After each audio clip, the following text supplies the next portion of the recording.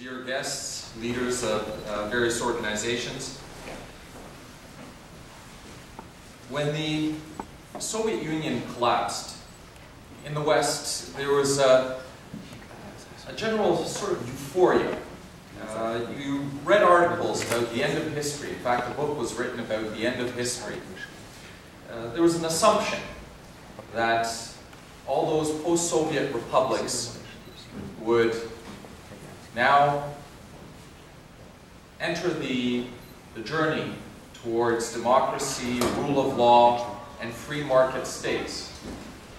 And there would be difficulties, but it was taken for granted that these would be democratic, rule of law, free market states. Unfortunately, not just generally in the West, but most experts were wrong. They were wrong for several reasons, but the most important of which was they really didn't know the history of the region. And they didn't understand what weight that history carries. Unfortunately, Ukraine pretty much was left on an island by itself. And circumstances have been changing in Russia and more recently in Ukraine. Russia has shifted from a path towards democracy onto a path of autocracy, Putinism, and perhaps one of the most problematic and dangerous geopolitical fault lines in the Eurasian landmass today is a fault line that runs through Ukraine, but it lands in Crimea. And if things start going off the rails in Ukraine, odds are it'll start in Crimea. Onlar karşılıklı bombaları bizim toprağımıza, yani Ukrayna toprağına, Kırım toprağına atmaya hakkı var. Yani böylelikle Rusya bizge dost olan, bize komşu, bizimle ittifak olan Gürcistan arasında, Ukrayna ve Gürcistan arasında savaş açılmasına bir provokasyon gibi şey yaptı. As you know, in 2008, during the war between Russia and Georgia, the Black Sea Fleet of Sevastopol sent a few warships to bombard the territory of Georgia. And if Georgia had a will and capability to fire back, due to international law, it would have such a right to come to Crimea and bombard the peninsula. And in such a way, we would be dragged into a war with our friends, actually, who feel that they are our friends, by Russia. On sen özünün Hristiyan sayısıyla neden bunları Hristiyan saymasın? O zaman mecbur oldu protesto olarak bizim muftimiz de bu birleşmede de çıkmaya.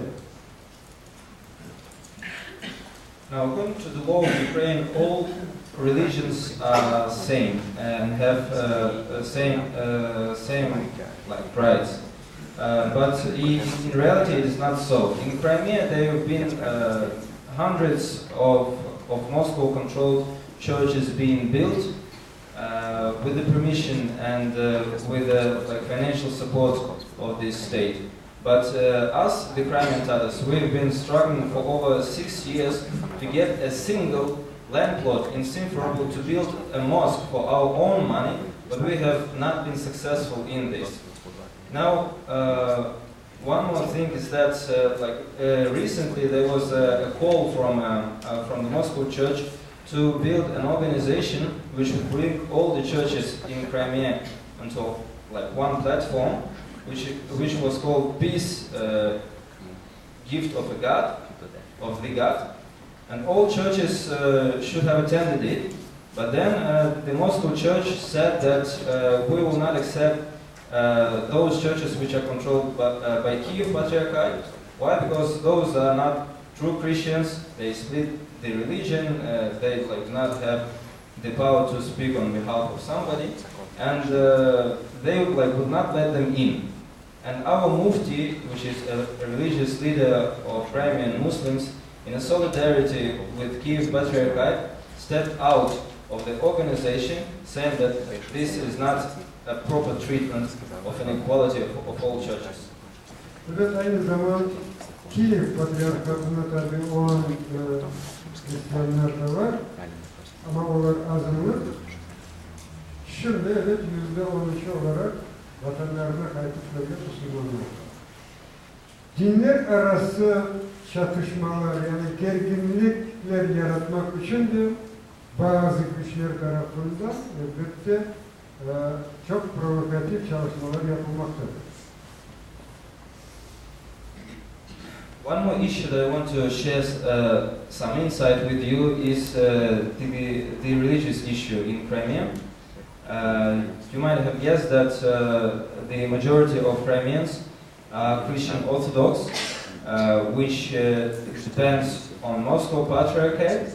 There are few who attend churches of Kiev Patriarchate, and there are 13% of local population who are Muslims as the Crimean Tatars. Yani eski zamanlarda hem kiliseleri hem camileri yıkan insan şimdi aşırı şekilde Hristiyan oldu hep yerlerde haçlar kurmaya başladı. Esas maksat ben eminim ki emir başka yerlerden alınan din bakımından da insanların arasında böyle kargaşa yaratmak.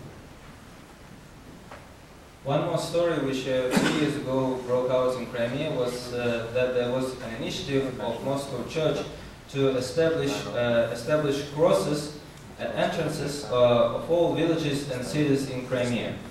Now we asked them, why are you doing this? Because you can imagine that not just Christian of Moscow Church live in these places. You have Muslims here, Jews, and others. And but we had like no normal answer on that. And a funny side of this story was that the leader of this movement was Leonid Grach, who is a former communist leader of Crimean party. And it was so funny to see him being so passionate about these crosses, while a few years ago he was a convinced atheist.